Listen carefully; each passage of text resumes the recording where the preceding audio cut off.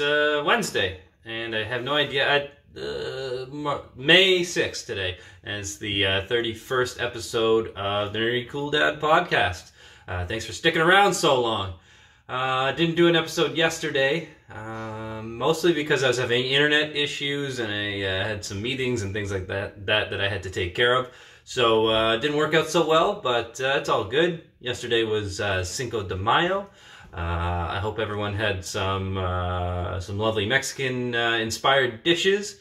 I had a burrito. It was pretty good. I made it myself, and yeah, it turned out very well. So I was happy about that. Although I was gonna do some margaritas and things like that, but I never got the chance to. But you know, maybe I'll do it tonight. We'll see. We'll see what happens.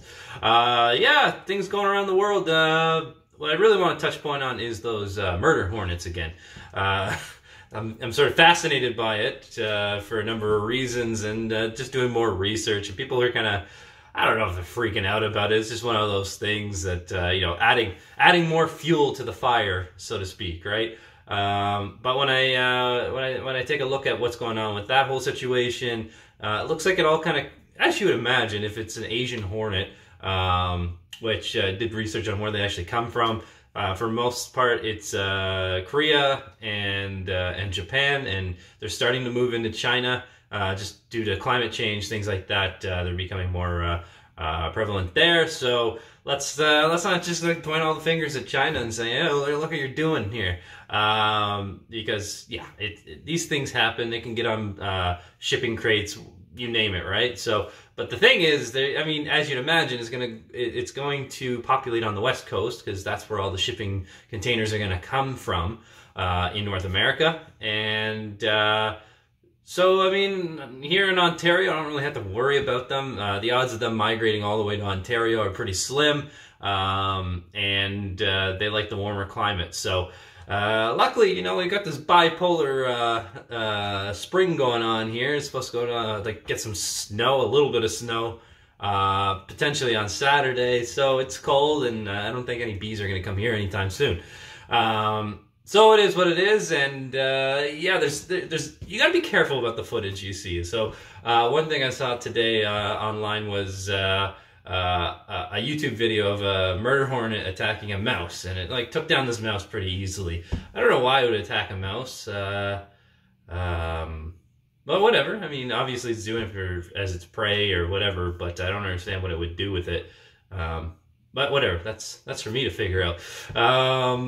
But that was from 2018, so I don't know. I think people are just looking for something to be scared of. And don't get me wrong, if this overtook Canada, it would be a huge pain in the ass. It would greatly affect our bee numbers and things like that. So yeah, we should be concerned in some way. We gotta make sure we deal with it. But yeah, that's for now it's BC's problem. So yeah, well they can figure it out.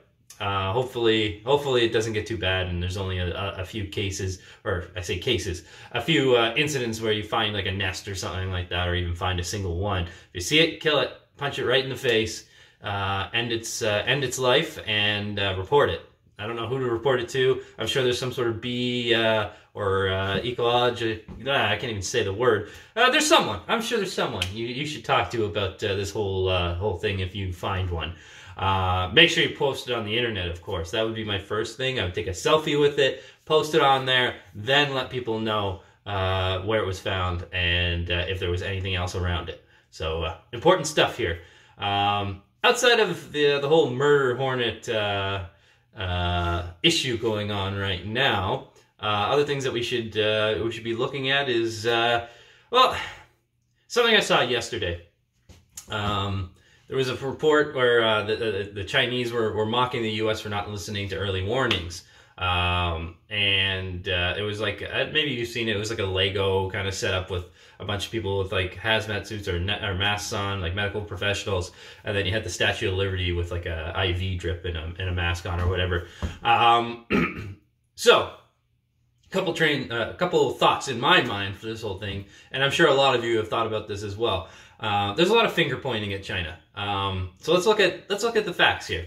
Some people are pretty dead set that this is a man-made disease. It was done in a lab, and to each their own. If that's your theory, then so be it. I think if you're down that path and you're so adamant about it, you're probably not going to listen to my argument anyways, so whatever, it is what it is. But the facts are that China did notify President Trump early January about this whole pandemic. They knew what the genome was. They were able to isolate it. They had a lot of information that they did share as the first cases kind of came in sort of late December. And there was plenty of time to prepare, and nothing was prepared. Instead, the President of the United States looked at it as a hoax, didn't take it seriously, and now that it is a big problem, and more people died in the U.S., numbers-wise, well, they hit the highest numbers of deaths due to COVID-19 at this point yesterday. So, I mean, it's still crazy what's going on in the United States. But you know, pointing fingers at China, well, that's only going to get you so far. Unfortunately, there's always going to be two sides of this. You know, I've said all along, I don't know, maybe it seems a little fishy given the whole situation, but it's yet to be seen. I mean, something to consider is Dr. Fauci dismissed the notion of COVID-19 being man-made. You know, it is what it is. I don't see the full gain of releasing something man-made when your economy is so tied in with a nation's economy, like the Chinese and the U.S. I don't quite understand why people are so adamant about this being man-made and this being like a, you know, if it were man-made, I'm sure it wasn't a deliberate, like, this is germ warfare or anything like that. I wouldn't buy that. I don't think that makes any sense. But at the same time, I mean, you look at some of the criticism. I can't freaking speak today. The criticism of people talking about the World Health Organization and saying that they're in like China's pocket or vice versa. And, you know, because they were essentially praising the Chinese government for, you know, the work they did on COVID-19 to get to the point where they're at right now, where they don't really have any cases or anything like that.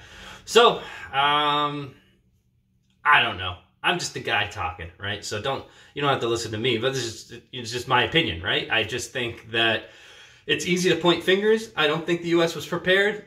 It's showing more and more like this every day. There's some crazy shit going on over there, and it is what it is at this point. I don't think... I think if you're already made up your mind that China's to blame, then that's going to be your stance, and let's just hope that clearer minds prevail. But we'll have to wait and see. That's my rant about you know, Chinese relations with the United States. And outside of that, you know, let's talk about Canadian politics for a bit here. So, you know, we talked about the whole gun ban that the Trudeau Liberals imposed. And it's kind of funny because a lot of people on the other side, a lot of conservatives, they've always criticized Trudeau for not having a backbone. And then the second he's very adamant about something like this, like, you know, it imposes very strict restrictions, everyone's complaining about him, calling him a dictator. And I mean, what do you want? Like, it just... I don't know. I don't see the purpose of having assault rifles. I don't know why anyone would need to buy one. It makes no sense. If you're not in the military and you weren't issued one, why the hell do you need one? To go to the range and waste a bunch of money shooting off a gun at a target? I mean, that doesn't seem like... I don't know. Maybe I'm wrong. Maybe I don't know. Maybe it makes you feel good, or it makes you feel like a man, or something like that. I don't know. But I really don't care at the end of the day. You're going to cry me a fucking river because you can't have an assault rifle. Like, get over it. You know, if you're a hunter and you want to use a proper gun to shoot a deer or a moose or, you know, some ducks, whatever, go ahead, be my guest. You don't need an assault rifle. That would be like fishing with dynamite in a barrel. Like, fuck off. don't give me that argument that this is against your right and all that. And other countries have drawn the line too. So I mean, look at the data. I know Australia had to do this a while back, and it worked out for the better there. That's just one example. I'm sure there's many others. I just can't think of them off the top of my head, and I'm just going to make up countries. But I do know in places like Japan, it's like impossible to get a gun, is my understanding, and they don't have a lot of gun-related murders, maybe like a handful a year. So something to consider, and let's just move on from this because, you know, cry me a river all you want about not being able to get an assault rifle, or you've thought about getting one, or this guy who had to own a shop and now he can't sell them anymore. Like, I really don't care. Get over it. And that's my rant. Outside of that, you know, as I was talking earlier about the spring weather, sort of playing with my emotions, yeah, you know, other than the whole, potential of killing murder hornets with shitty weather, I don't know. A lot of people last weekend, we had such great weather. We're out planting. Now everything's probably going to die. My poor basil plants outside just couldn't handle it. They're all dying. So I had to bring in some other herbs. But, you know, on that note, some of the herbs that are a lot hardier. I find the sage I have outside is pretty good. And the oregano, like, they've been not affected very much at all. But they've got, like, thick, hardy stalks. So it's not that big a deal. Basil is kind of a weird one because it's pretty fragile, like throughout its whole life, and then eventually it flowers, and then it's not even useful anymore. As far as I know, if you know that you can use flowered basil for anything, let me know, because I remember last year growing it, they started flowering, and then they don't grow the leaves anymore. It's actually really similar to growing pot. Exact same sort of thing. They flower, and then the leaves kind of disappear for the most part, or they just don't grow them anymore. So yeah, it's kind of interesting. Let me know if there's something you can do with it, whether it's like a tea or what have you. I am genuinely interested in that. But yeah, that's pretty much it for me today. I did have something I did want to discuss though. Is I did it last weekend. My wife's cousin invited us to do some trivia. It was a lot of fun, actually. It was sort of like a bar style sort of thing. They did a PowerPoint and had multiple choice, and you wrote your answers down, and then you submitted your form to the host or hostess, and you tally points and things like that. It was a lot of fun. So I'm going to be replicating that with some friends this weekend. I'm using a program called Kahoot. That's K-A-H-O-O-T. And we're going to give this a go, and I think it's going to be a lot of fun. So if you're looking for something to do over the weekend or during the week, and you know, something interactive to do with some friends and family, why not give trivia a chance? It's a lot of fun. Stick to like what you would typically get at a bar, right? So yeah, I'm looking forward to it. It's going to be a lot of fun. The good thing about using Kahoot is it tallies all the points for you. And a free account will allow you to have, I believe, 10 people sign in at once. So that's pretty good. I don't think you'd have to go past that. And they do have some premium memberships and things like that as well. But yeah, that's all I got for today. I gotta get cracking with some work and different things. But don't forget to submit to the channel and keep watching. And oh yeah, stay the fuck home.